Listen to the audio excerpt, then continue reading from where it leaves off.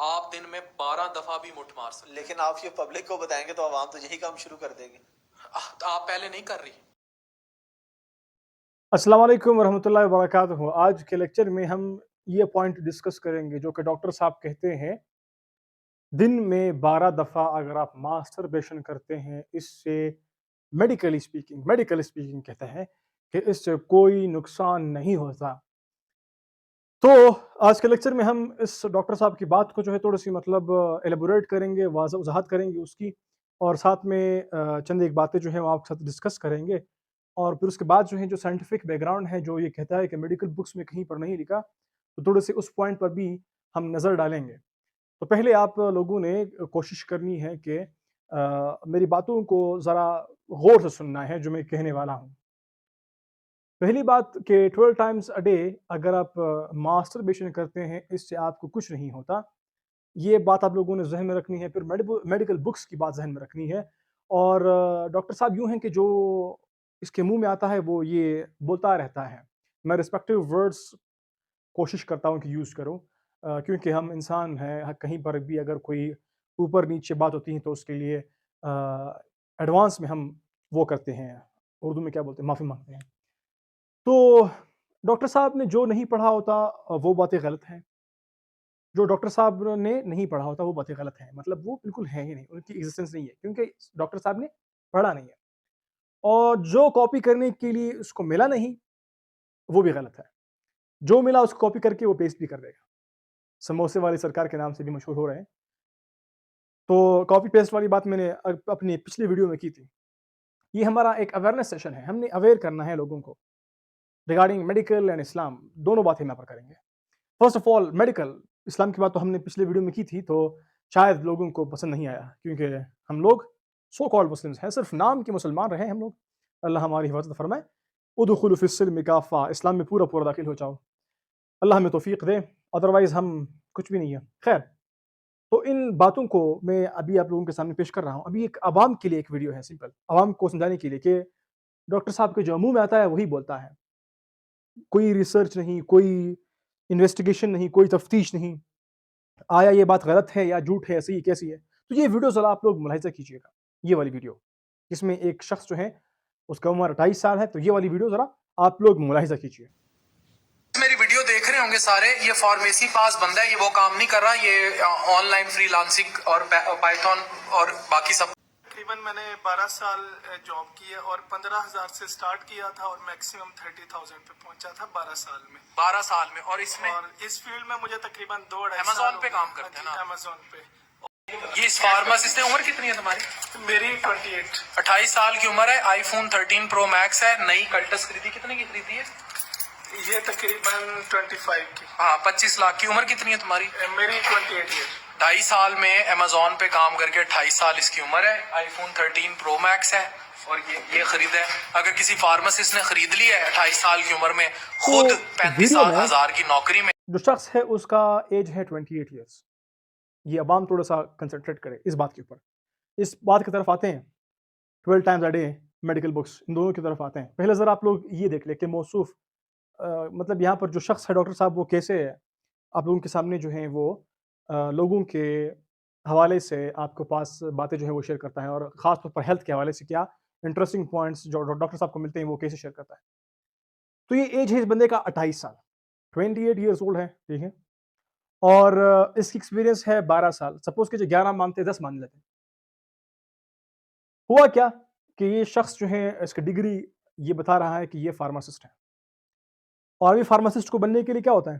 Procedure क्या है? 16 साल आपने पास करना होता है, मतलब सबक पढ़ना होता है। 16 साल आपके लगते हैं करीबन, कम से कम मैट्रिक को तक पहुँचने के लिए, सेकेंडरी स्कूल तक। सेकेंडरी स्कूल सर्टिफिकेट जो आप लोग लेते हैं, 10 जमात जब आप लोग पढ़ते हैं, तो आपकी उम्र करीबन यहाँ तक पहुँचती है। इससे ऊपर भी हो जाती है, कम नहीं होती। और 2 साल आपके लगते हैं एफएससी करने में। और फिर उसके बाद आपका उम्र बनता है कितना? 18। 16 प्लस 2 18 बनते हैं। 16 जमा 2 18। फिर उसके बाद आप फार्म डी करते हैं 5 साल के लिए। प्लस करो कितना बनता है? 23। 23 साल बनते हैं, 23 साल। फिर इस 23 साल के बाद इस मौसूफ़ का जो एक्सपीरियंस है, जिसका उम्र 28 साल है, इस एक्सपीरियंस हम कम से कम माँगते हैं 10 साल। तो जब 10 साल ये एक्सपीरियंस करेगा तो इसकी उम्र कितनी बनेगी? 23 को 10 के साथ ऐड करो, जमा करो। 3 0 3 2 1 3 जमा करिए, 33 आया। तो इसका उम्र 33 के बजाय 28 साल है। अभी ये देखो सामने खुद थोड़ी-सी रिसर्च नहीं करता, भाई आपकी उम्र 28 साल है, उस बंदे से नहीं पूछा इसने। तो फिर आपने इतना बड़ा प्रोसीजर कैसे कंप्लीट कर दिया और इतना बड़ा एक्सपीरियंस आपको कैसे मिला? इतना बड़ा एक्सपीरियंस आपको कैसे मिला? अभी ये हम लोग जानते हैं कि जो फिजिशियंस हैं, जो फार्मासिस्ट हैं, उनको इस तरह एक्सपीरियंस को अचीव करने के लिए कितने धक्के खाने पड़ते हैं। कैसे-कैसे उनको धक्के मतलब खा करके कोई जगह उनको मिलती है। और साथ में डॉक्टर साहब खुद भी आगाह होंगे, जो एक्सपीरियंस इसने हासिल की हैं और यहाँ तक पहुँचा है इसका एज, तो ये कैसे पहुँचा है। तो ये एक सिंपल सा पॉइंट है आप लोगों के सामने मैंने रखा कि जो मुँह में आया, जो जिसने बोला उसको उठा करके बस थू मार दिया फेसबुक के ऊपर, छोड़ दिया। तो अभी हमारे पास क्या है? इसकी उम्र 28 साल डॉक्टर साहब बता रहे हैं, उससे पूछते भी हैं। फिर उसके बाद जो है कुछ यहाँ पर और भी बातें करते हैं।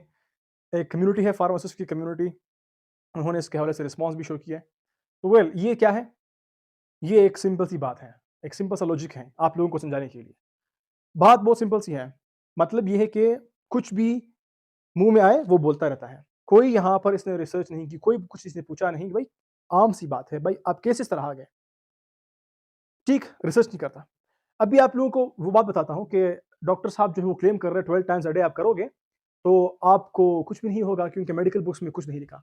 मैं वो कहता है डॉक्टर साहब कहता है नहीं मेडिकल स्पीकिंग अभी लोग शुरू हो जाएँगे इस्लाम के हवाले से भाई। आप मुसलमान हो, मुसलमान, ला इलाहा इल्लल्लाह मुहम्मदुर रसूलुल्लाह, कलमा पढ़ा है ना? शहादत दी है अशहदु अल्ला इलाहा इल्लल्लाह व अशहदु अन्ना मुहम्मदुर रसूलुल्लाह, पढ़ी है ना? तो फिर आप सिर्फ़ और सिर्फ़ मेडिकल बुक्स पर कैसे आप वो करते हैं अपना अकीदा रखते हैं? मैंने पिछले वीडियो में इस्लामिक पॉइंट दिया था, इस्लामिक टच जो था regarding this masturbation point of view मैंने दिया था। रेफरेंस भी दिया था, वहाँ पर मुफ्ती तकी तारिक मसूद साहब का जो वीडियो है उसका शॉर्ट क्लिप मैंने वहाँ पर लगाया भी था। मैंने खुद से नहीं बोला क्योंकि जब मैं खुद से बोलूँगा तो लोग कहेंगे ये क्या बोल रहा है? कहाँ से बोल रहा है? क्यों बोल रहा है? तो वो वहाँ पर आयत कोट की है, सही है बात। जब मैं पढ़ूँगा तो थोड़ा-सा आप लोग कन्फ्यूज़ होंगे, तो मैंने इसीलिए मुफ्ती साहब की जो शॉर्ट क्लिप है उसको वहाँ पर रखा। लेकिन लोग मानने को तैयार नहीं है और ये खुद नहीं, मेडिकल टच, मेडिकल साइंस में कुछ नहीं है। मेडिकल बुक्स में कहीं पर नहीं लिखा। मेडिकल बुक्स में कहीं पर नहीं लिखा। तो ये हुआ सिंपल टच। अभी जो लोग थोड़े से साइंस लिटरेट हैं, तो जिनको थोड़ा-सा साइंस समझ आता है, मेडिकल बुक्स के थोड़ा-सा उन्होंने कोशिश की है, ज़हमत की है पढ़ने की, उठाने की, ज़रा उस तरफ आते हैं। पहले मैं आप लोगों को थोड़ा-सा एक कांसेप्ट दूँगा। ये साइंस जिन्होंने थोड़ा-सा पढ़ा है उसको समझ आएगा, बाकी जो लोग साइंस नहीं जानते, उसको थोड़ा-सा मुश्किल में समझ आएगा। बाय द वे मैं थोड़ा-सा कोशिश करूँगा इसको सिम्प्लीफाई करने के लिए, इसको सिंपल करने के लिए। सेक्स जब आप लोग करते हैं with a partner, legal partner आपका जो है, तो उसके साथ आप सेक्स करते हैं, तो ड्यूरिंग द सेक्स बॉडी में क्या रिलीज़ होता है? डोपामाइन, डोपामाइन सर्ज होता है, आपकी बॉडी में रिलीज़ होता है, जिसकी वजह से आप क्या फ़ील करते हो? आप ईज़ी फ़ील करते हो, लवेबल फ़ील करते हो। मतलब जो आपके आस-पास अच्छाई होती है ना, वो सारी अच्छाई आपको मिलती हैं, हैप्पीनेस जिसको आप कहते हैं, खुशी, वो आपको मिलती रहती है। ड्यूरिंग सेक्स एक दफ़ा काम हो गया मुकम्मल, ऑर्गाज़्म होता है, तो फिर उसके बाद क्या होता है? एक और केमिकल रिलीज़ होता है बॉडी में, प्रोलैक्टिन। इसके रिलीज़ से क्या होता है? ये प्रोलैक्टिन यहाँ पर रिलीज़ होता है। पहले मैं थोड़ी-सी बातें आपको समझाऊँ कि सिर्फ़ ये 2 केमिकल नहीं है, यहाँ पर और भी केमिकल फाइट हो रही है बॉडी में। तो पूरी बॉडी में जो है इन केमिकल का डिस्टर्बेंस की वजह से आपके बॉडी में बहुत सारे बीमारियाँ आती हैं सामने। तो होता क्या है? थोड़ा-सा यहाँ पर आते हैं। आप लोग सिगरेट पीते हैं ना? म्यूज़िक, कुछ लोग म्यूज़िक थेरेपी भी करते हैं जो कि सरासर गलत है। आपकी सोशल गैदरिंग, आप दोस्तों के साथ मिलते हैं, उठते हैं, बैठते हैं, तो वहाँ पर भी आपको डोपामाइन मिलता रहता है। आप तो ये एक ऐसा हार्मोन है, जो आपकी बॉडी में रिलीज़ होता है और आप खुशी फ़ील करते हो और ड्यूरिंग सेक्स वही खुशी आपको मिलती रहती है और वही डोपामाइन रिलीज़ होता रहता है। अगर आपने देखा होगा चेन स्मोकर को, सिगरेट जो पीता रहता है, वो एक सिगरेट पीता है, फिर थोड़ी देर बाद मतलब थोड़ा-सा टाइम जब गुज़रता है, तो उसकी ख्वाहिश जो है वो बढ़ती जाती है और वो एक सिगरेट से डब्बे की तरफ शिफ्ट हो जाता है। फिर बहुत सारे डब्बे जो है वो यूज़ करता रहता है। तो मतलब इस तरह से उसकी आदत जो है वो ख़राब होती जाती है और at the end of the day क्या होता है, उसका जो इंटरनल का सिस्टम है वो ख़राब हो जाता है। और ये बहुत से लोग जो है उनके ऊपर जल्दी कुछ लोग जो है उनके ऊपर थोड़ा-सा मतलब टाइम लगता है उनको ख़राब करने में। और ये लोग जो हैं आपके अपने आस-पास लोगों को भी ख़राब करते रहते हैं, जबकि ये लोग जो है ना अपने मतलब ख़्याल रखते हैं, ना दूसरों का ख़्याल रखते हैं। वेल तो पॉइंट क्या है हमारा कि बॉडी में डोपामाइन रिलीज़ होता है ड्यूरिंग द सेक्स और जैसे ही आपकी ऑर्गेज़्म हो जाती है, तो यहाँ पर प्रोलैक्टिन जो है वो शुरू हो जाता है। इन द मीनवाइल क्या होता है, डोपामाइन जो है वो अपने बेसलाइन से बिल्कुल नीचे आ जाता है। आपकी बॉडी में रश हो रहे ना, बन रहे, बन रहे, बन रहे, बन रहे, बन रहे, बन रहे, बहुत ज़्यादा बना। जैसे ही आपकी ऑर्गेज़्म हो गई तो इनका जो है एकदम इन्होंने यहां पर आना होता है ना, ये बेस लाइन है सपोज कीजिएगा, ये बेस लाइन से भी नीचे आ जाते हैं, बहुत नीचे आ जाते हैं। और इस तरफ यहां पर क्या होता है, इन द मीनवाइल ऑर्गेज़म जब होता है उसके बाद यहां पर डोपामाइन जो है उसको भी इनहिबिट करता है और साथ में जो है ये इनकी कंसंट्रेशन बॉडी में बढ़ जाती है ब्लड में, किसकी, प्रोलैक्टिन की। ये प्रोलैक्टिन जब ब्लड में इसकी कंसंट्रेशन बढ़ जाती है तो ये क्या करता है, आपकी जो सेक्स ड्राइव है उसको कम करता है, सेक्स डिजायर जो है उसको कम करता है। आप मतलब फिर नहीं चाहते कि आप सेक्स करो, क्यों? आपकी ऑलरेडी जो डोपामाइन है वो इतनी ज़्यादा हो गई थी और फिर वो एकदम झटके से नीचे आ रही है आफ्टर द ऑर्गेज़्म और यहाँ पर प्रोलैक्टिन और इस तरह से काम कर रहा है कि ये आपके उस सेक्स ड्राइव को और कम करता रहता है। और इनका काम बॉडी में वहाँ पर जो आपके टेस्टिकल्स है, टेस्टोस्टेरोन के ऊपर भी इनका काम है। तो एक तरह से ये आपके जो स्पर्म की प्रोडक्शन है उसको भी असरअंदाज करता है और साथ में आपकी जो इनफर्टिलिटी है वो भी कॉज़ कर सकता है। आप अगर इस तरह डॉक्टर साहब की बात मानोगे 12 टाइम्स अ डे करोगे, तो आप क्या करोगे, एक तरह से प्रोलैक्टिन की कंसंट्रेशन आप अपनी बॉडी में बढ़ाओगे। जितना ज़्यादा आप प्रोलैक्टिन बढ़ाओगे, उतना ज़्यादा खतरा है आपको कि आपके सेक्स जो ड्राइव है वो खत्म हो जाए, आप इम्पोटेंट हो जाए। तो मैं आसान अल्फाज यूज़ करूँगा यहाँ पर कि आप फिर जो है खड़ा नहीं कर पाओगे, फिर साथ में जो है टिक नहीं पाओगे अपने पार्टनर के साथ और साथ में जो है आपकी जो आगे वाली मतलब नस्ल है वो पैदा नहीं होगी क्योंकि आपको इनफर्टिलिटी ये करवा रहा है। 12 टाइम्स अ डे वाली बात अगर आप करोगे, दिन में 12 दफ़ा अगर करोगे, मतलब जो डॉक्टर साहब कह रहे हैं कि कुछ भी नहीं होता। तो ये थोड़ा-सा मेडिकल नॉलेज है।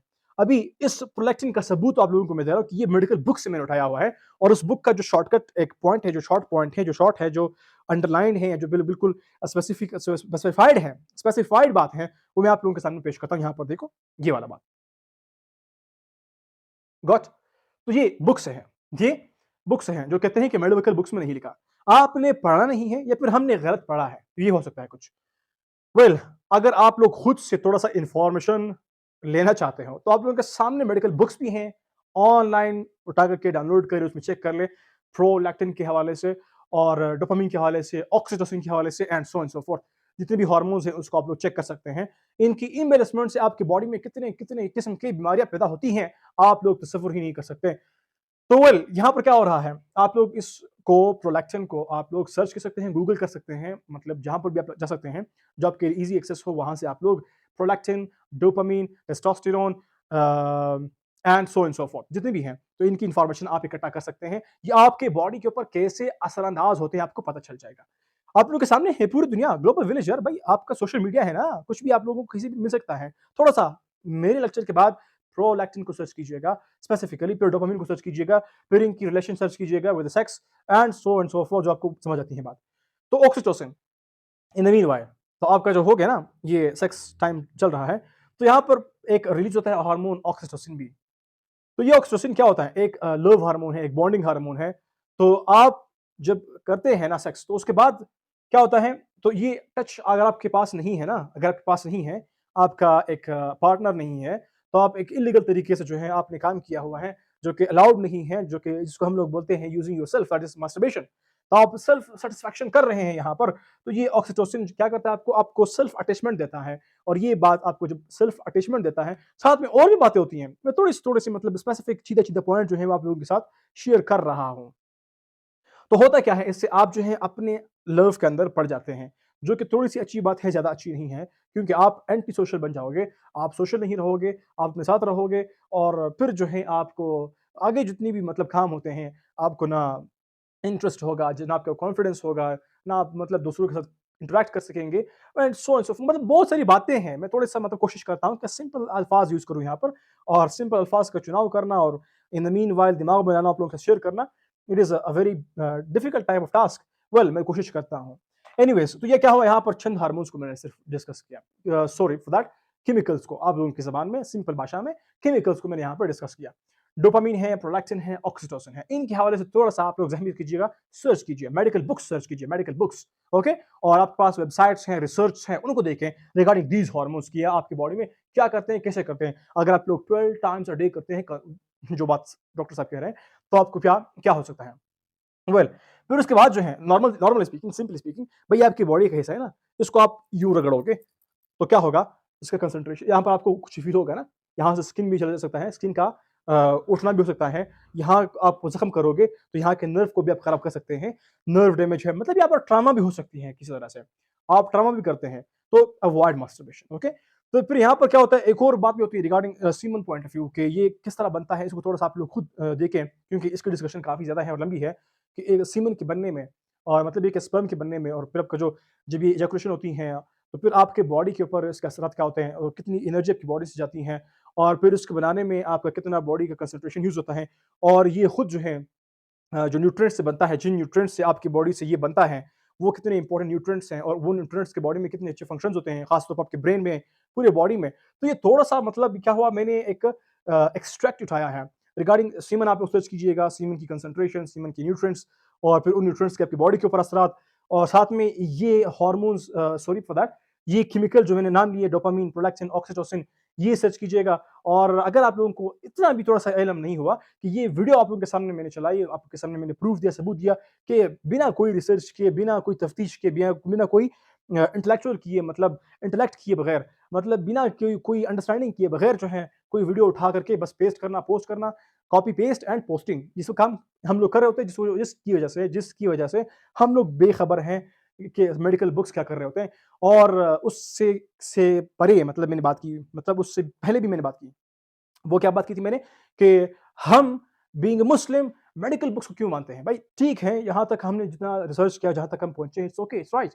लेकिन इस्लाम क्या कहता है? मुसलमान हो ना आप, इस्लाम क्या कहता है? आपको बचा रहा है, आपको रोक रहा है। फमन इब्तगा वराअ ज़ालिक फउलाइका हुमुल आदून। तो ये क्या है यहाँ पर? भाई इस्लामिक टच थोड़ा-सा दे। आप लोग जितना भी कुछ करो, जितना भी जाओ, at the end of the day your basic line, your basic code must be the one only book that is Quran, the one and only book that is Quran. Okay, just go for that. इतनी बातें भी हैं, ये बहुत सी कम है, और research करेंगे और बातें हमारे सामने आएगी। तो थोड़ा सा मेरी मतलब ये कि थोड़ा सा वो बुक्स के हवाले से वहाँ पर बात की थी डॉक्टर साहब ने, तो वो मैंने यहाँ पर मेंशन की। अदरवाइज इनको हम मानते हैं, इनको हम देखते हैं, लेकिन जहाँ तक साइंस नहीं पहुँचा होता, वहाँ इस्लाम की शुरुआत होती है, कुरान की शुरुआत होती है। What? That is the point. आप लोग इस पॉइंट को ज़हन में रखो एंड एट द एंड अपने दोस्त, अपने भाई, अपने जूनियर, अपने सीनियर, जो भी आप लोग कहते हैं, डॉक्टर उमैर उस्मानी तोक़ी को दुआ में याद रखिएगा। Thank you for watching. जज़ाकल्लाहु खैर।